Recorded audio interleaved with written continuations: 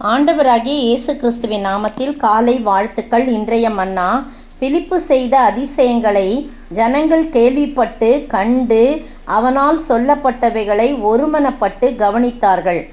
அப்போஸ்தலர் நடபடிக்கைகள் புத்தகம் 8ஆம் அதிகாரம் வசனம் 6.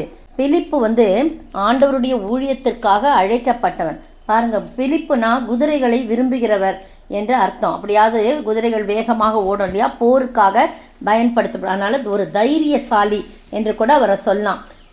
உலகம் எங்கும் நற்செய்தி அறிவிக்கணும் அப்படின்றத கட்டளைக்கு அவன் கீழ்ப்படிந்தா இருக்கிறாரு. பாருங்கள், சமாரியாவில் முதலாக இயேசு கிறிஸ்துவின் உயிர்த்தெழுந்ததுக்கு பிறகு, இயேசு கிறிஸ்து உயிரோடு இருந்த போது சமாரியாவில் அங்கே அந்த சமாரிய பெண்ணை சந்தித்து அதன் மூலமாக அந்த கிராமம் முழுதும் ரட்சிப்புக்குள்ளே வந்ததுன்னு நம்ம பார்க்குறோம் யோவான் 4ஆம் அதிகாரத்தில். இங்கே இயேசுவின் உயிர்த்தெழுதலுக்கு பிறகு முதலாக சமாரியாவிற்கு நற்செய்தி அளித்தவர் இந்த பிலிப்பு தான் சொல்லப்படுது. இந்த இடத்துல பாருங்கள், சவுல் சபையை பாழாக்கி கொண்டிருந்தான். எல்லா இடத்துலையும் ஜனங்கள் சிதறி போனாங்க. அந்த இடத்துல சுவிசேஷ வசனத்தை பிரசங்கித்தார்கள். அப்போது பிலிப்பு என்பவன் சமாரியாவுள்ள ஒரு பட்டணத்திற்கு போய் அங்குள்ளவர்களுக்கு கிறிஸ்துவை குறித்து பிரசங்கித்தது மட்டும் இல்லை, அதிசயங்களையும் அற்புதங்களையும் அங்கே செய்கிறத ஜனங்கள் பார்க்குறாங்க, ஒருமனப்பட்டு கவனிக்கிறாங்க. என்ன அதிசயம்? அநேக அசுத்த ஆவிகள், 7ஆம் வசனம், அநேக அசுத்த ஆவிகள் மிகுந்த சத்தத்தோடு கூப்பிட்டு அவர்களை விட்டு புறப்பட்டது. அநேக திமிர்வாதக்காரரும் சப்பானிகளும் குணமாக்கப்பட்டார்கள். அந்த பட்டணத்திலே மிகுந்த சந்தோஷம் உண்டானது என்று சொல்லி நம்ம பார்க்குறோம். அப்போது கிறிஸ்து மட்டும், இயேசு கிறிஸ்து மட்டும் இல்லை, நம்முடைய சீஷர்களுக்கும் தம்முடைய அப்போஸ்தலராக தெரிந்து கொள்ளப்பட்டவர்களுக்கும் அந்த வரங்களை கொடுத்து என்ன பண்ணுறாங்க, அவங்க பரிசுத்த ஆவியினால் நிறைந்தவன் என்று சொல்லி அவனை குறித்து 6ஆம் அதிகாரத்தில் சொல்லப்பட்டிருக்கு.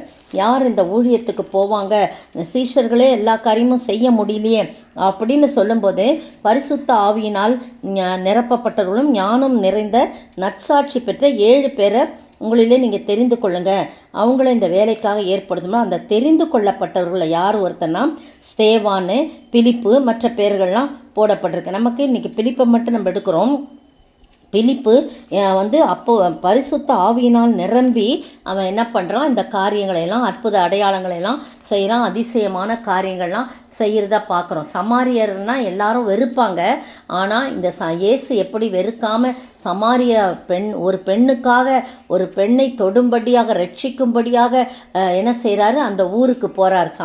அந்த பெண்ணுடைய மனதை தொடும்படியாக, அவருடைய வாழ்க்கையை மாற்றும்படியாக அந்த ஊருக்கு போகிறார். அவர் மூலமாக அந்த கிராமமே ரட்சிக்கப்படுது. அப்போ சமாரியரை வெறுக்காமல் அவர்கள் பட்டணம் ஒன்றுக்கு சென்று கிறிஸ்துவை குறித்து செய்தி அளிக்கிறாரு, அற்புத அடையாளங்களை செய்கிறாரு, பிசாசுகளை துரத்துறாரு, நோயுற்றவர்களை குணமாக்கிறார். விசுவாசத்த ஆண்களும் பெண்களும் உடனே ஞானஸ்தானம் பெற்றார்கள் என்று சொல்லி நம்ம பார்க்குறோம். பாருங்கள், ஊழியம் நல்லா வளர்ந்துட்டு வர நேரத்தில் வனாந்தரத்தில் போங்க அப்படின்னு சொல்லி ஆண்டவர் என்ன செய்கிறாரு, அந்த ஆவியானவர் கொண்டு சொல்கிறார். உடனே அதற்கும் கீழ்ப்படிந்து அப்படியாக போகிறார். அப்போ பார்த்தீங்கன்னா அந்த இடத்துல தான் பிலிப்பு போகும்போது காசா பட்டணத்துக்கு போகிற வனாந்தர மார்க்கமாய் போ அப்படின்னு சொல்கிறார் கர்த்தருடைய தூதன். உடனே அவன் எழுந்து போகிறான். அங்கே எத்தியோப்பியருடைய ராஜஸ்திரியாகிய கந்தாகே என்பவளுக்கு மந்திரியை தான் போய் சந்திக்க சொல்கிறாரு. அப்போ அவர் அந்த ரதத்தில் ஏறி போகும்போது அவர் சொல்கிறாரு, ஆவியானவர் போய் நீ போய் அந்த ரதத்துடனே சேர்ந்து கொள் அப்படின்னு சொல்கிறார். உடனே பிலிப்பு ஓடி போய் சேர்ந்து அந்த கந்தாகே மந்திரி ஏசாயா தீர்க்கதரிசியின் புத்தகத்தை வாசித்துக்கிட்டு இருக்கார். நீ வாசிக்கிறவர்களின் கருத்து உமக்கு தெரியுமான்னு கேட்குறாரு பிலிப்பு. உடனே எனக்கு ஒருத்தர் தெரிவிக்காவிட்டால் எனக்கு எப்படி தெரியும், ஏதோ நான் வாசித்துக்கிட்டு இருக்கேன் அவ்வளோதான் அப்படின்ற மாதிரி உடனே போய் ஏறி உட்கார்ந்து அந்த வாசித்த வேத வசனங்களை, வேத வாக்கியங்களை என்ன பண்ணுறாரு, விளக்கி சொல்கிறார். அது அவர் ஒரு ஆட்டை போல அடிக்கப்படுவதற்கு கொண்டு போகப்பட்டார். மயிர் கத்தருக்கு முன்பாக சத்தமிடாது இருக்கிற ஆட்டுக்குட்டியை போல அவர் தமது வாயை திறவார். அந்த பகுதி அந்த இடத்துல இருக்குது. அப்போ இயேசு கிறிஸ்துவை பற்றி அவர் நிறைய எடுத்து சொல்கிறார். அப்போ நல்ல வேதத்தை விளக்குகிறவராக, நல்ல வேத ஞானம் உடையவராக, பரிசுத்த ஆவினால் நிரப்பப்பட்டவராக இந்த பவுல் இருந்தபடினால தான் அவர் அநேக அதிசய அற்புதங்களை செய்ய மக்கள் பார்த்து ஆச்சரியப்படத்தக்க வகையில், பிரமிக்கத்தக்க வகையில் அவர் அற்புத அடையாளங்கள்லாம் செய்கிறார். அப்போ பாருங்கள், அவர் போய் சொன்ன உடனே அந்த மந்திரி வந்து பிலிப்பை பார்த்து, இவ்வளோ தூரம் தீர்க்கதரிசி யாரை குறித்து இதை சொல்லுகிறான்னு சொன்ன உடனே இவர் சொல்கிறாரு, இயேசு கிறிஸ்துவை பற்றி தான் அப்படின்னு சொன்ன உடனே இதெல்லாம் கேட்டுட்டு வழி நடந்து போகல தண்ணீர் உள்ள ஒரு இடத்த பார்க்குறாங்க. அப்போ மந்திரி கிட்ட அவர் கேட்குறாரு, இதோ தண்ணீர் இருக்கிறதே, நான் ஞானஸ்நானம் பெறுகிறதுக்கு தடை என்ன அப்படின்னு கேட்குறாரு அந்த மந்திரி. உடனே வந்து பிலிப்பு, நீர் முழு இருதயத்தோடு விசுவாசத்தால் தடை இல்லைன்னொன்னே அவங்க 2 பேரும் அங்கே இறங்குறாங்க. நான் விசுவாசிக்கிறேன்னு சொன்னோடனே அந்த ரதத்தை விட்டு இறங்க சொல்கிறான். பிலிப்பும் மந்திரியும் அந்த தண்ணீரில் இறங்குறாங்க. பிலிப்பு அவனுக்கு ஞானஸ்நானம் கொடுத்தார். ஞானஸ்நானம் கொடுத்து கரை ஏறினோடனே கர்த்தருடைய ஆவியானவர், அவ்வளோதான் உன் வேலை இந்த வனாந்தரத்தில் முடிஞ்சு போச்சுன்னு சொல்லிட்டு என்ன பண்ணிட்டாரு, ஆவியானவர் பிலிப்புவை கொண்டு போய் விட்டார். அப்படியே கொண்டு போயிட்டார்.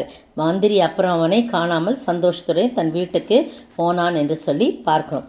அருமையான வேளையிலே அதுக்கு பிறகு பல பட்டணங்களிலே பிரயாணம் பண்ணி செசரியா வருகிற வரையில் சகல பட்டணங்களிலும் சுவிசேஷத்தை பிரசங்கித்து கொண்டு வந்தான். அப்போ பிரசங்கம் பண்ணுறதுல வல்லமையுடையவர், வேத வாக்கியங்களை விளக்குறதுல நல்ல வல்லமையுடன் ஞானம் நிறைந்தவர், பரிசுத்த ஆவியினால் நிறைந்தவர். எனவே பிரியமானவர்களே, நீங்களும் நானும் அப்படிப்பட்ட ஒரு வாழ்க்கை பிலிப்பை போல வாழும் பொழுது நம்மை கொண்டு அநேக அதிசய அடையாளங்களை செய்வார். அதை கண்டு ஜனங்கள் ஆச்சரியப்படும்படியாக கர்த்தர் நம்மை மாற்றுவார். அர்ப்பணிப்போமா, ஜெபிப்போம். பெரிய காரியம் செய்திடுவார் இயேசு, பெரிய காரியம் செய்திடுவார். நம்மை கொண்டு அதிசயங்கள் செய்திடுவார். ஆம், நம்மை கொண்டு அதிசயங்கள் செய்திடுவார். அர்ப்பணிப்போம் அவரிடம், அதிசயம் காண செய்வார்.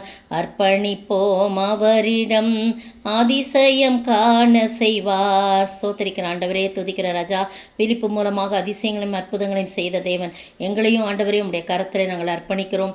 எங்களை கொண்டு அதிசயங்களை செய்து அநேக மக்களையும் மண்டை வழிநடத்த நீர் கிருபை செய்ய வேண்டும் என்று கர்த்தரும் மீட்பரும் ராஜாமா இயேசு கிறிஸ்துவின் விலையேறப்பட்ட நாமத்தில் ஜபிக்கிறேன் பிதாவே, ஆமேன். நேற்றைய பதில், பெரோயா ஊரானாகிய சோபத்தரும் தெசலோனிக்கேயரில் அரிஸ்தர்க்கும் செக்குந்தும் தெர்பையனாகிய காயுவும் தீமோத்தேவும் ஆசியா நாட்டாராகிய தீகிக்கும் துரோபீமும் ஆசியா மொத்தம் 7 பேர் ஆசியா நாடு வரைக்கும் அவனுக்கு வழித்துணையாய் வந்தார்கள். பவுலுக்கு வழித்துணையாய் வந்தார்கள். அப்போஸ்தலர் 20:4. இன்றைய கேள்வி, மரித்த வாலிபனை உயிருள்ளவனாக கூட்டிக் கொண்டு வந்தவன் யார்? அந்த வாலிபனின் பெயர் என்ன? மரித்த வாலிபனை உயிருள்ளவனாக கூட்டிக் கொண்டு வந்தவன் யார்? அந்த வாலிபன் பெயர் என்ன?